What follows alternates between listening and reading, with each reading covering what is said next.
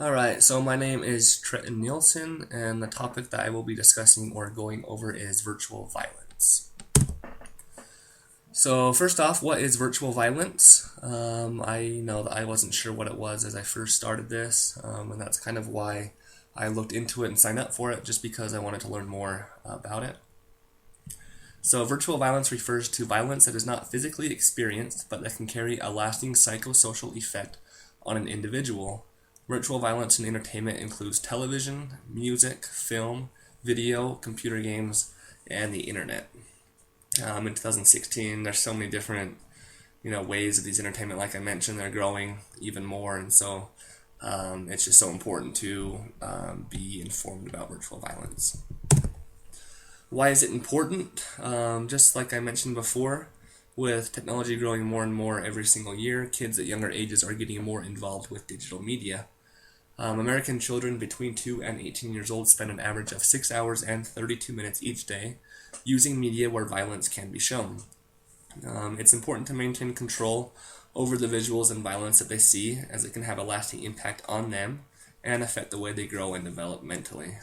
So 6 hours and 32 minutes each day is a really long time that these kids are being subject to this, violence on the TV, Xbox, PlayStation, whatever the case is.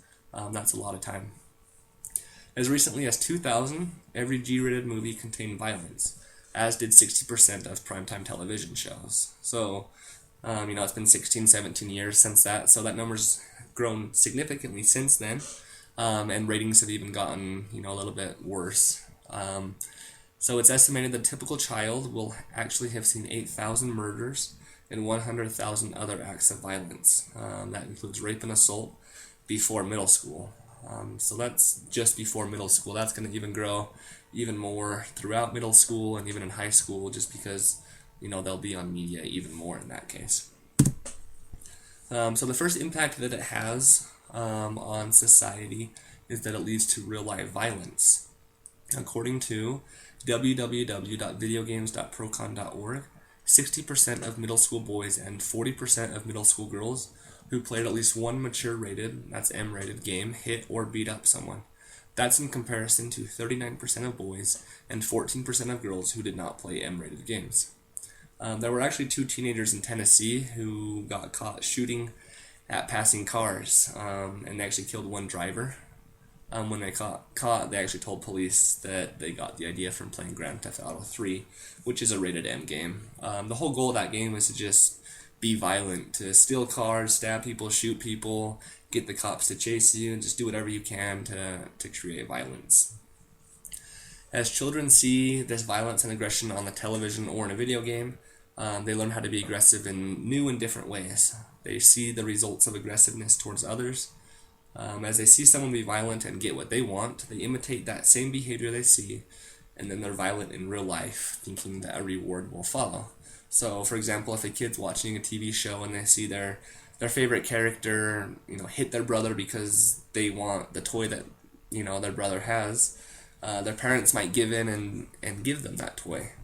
And so they think, maybe if I do that to my brother, if I go hit him or if I'm mean to him, maybe my parents will, give me whatever I want. And so it does lead to aggression later on. According to the Gun Violence Archive, there have been 136 mass shootings in 2016. So mass shooting is where 4 or more people are either injured or killed.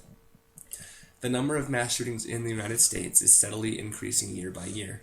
The teenage shooters in the 1999 Columbine High School massacre actually played violent video games growing up. In addition to that, James Holmes, he was the one that took out those people at the Aurora, Colorado movie theater.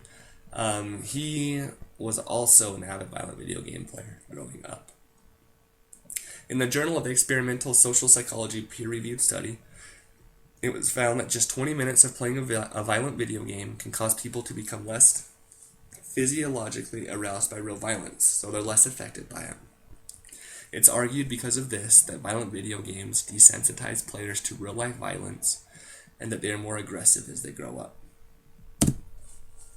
So the second impact that it has on society is that it creates fear among people and it diminishes overall health.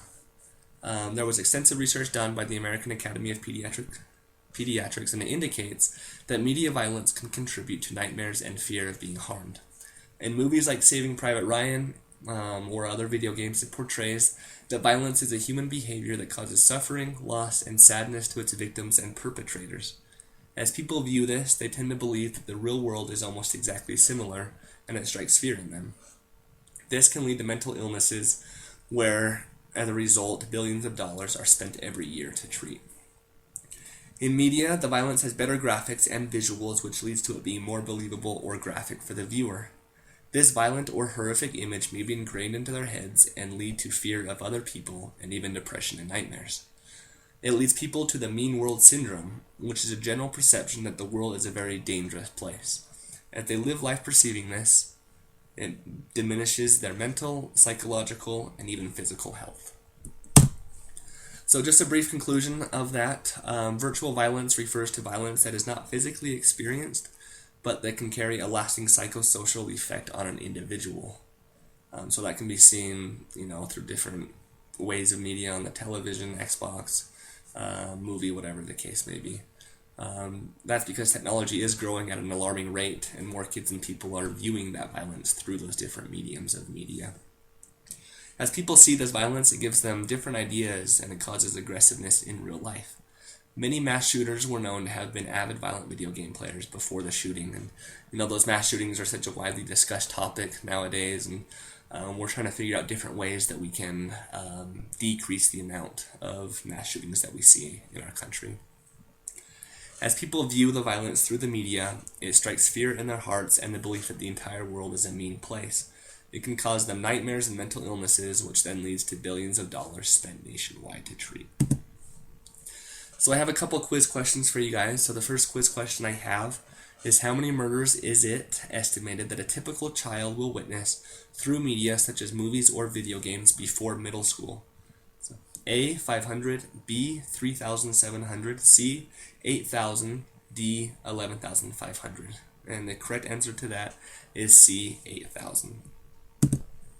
Second quiz question I have is, how many minutes of playing a violent video game can cause people to become less physiologically aroused by real violence? A, 10, B, 20, C, 45, D, 60. And the correct answer to that is B, 20. So those are my sources. If you guys have any questions on virtual violence, or you didn't understand something, just go ahead, just shoot me a message in Canvas, and I'll be happy to help. Thanks for watching.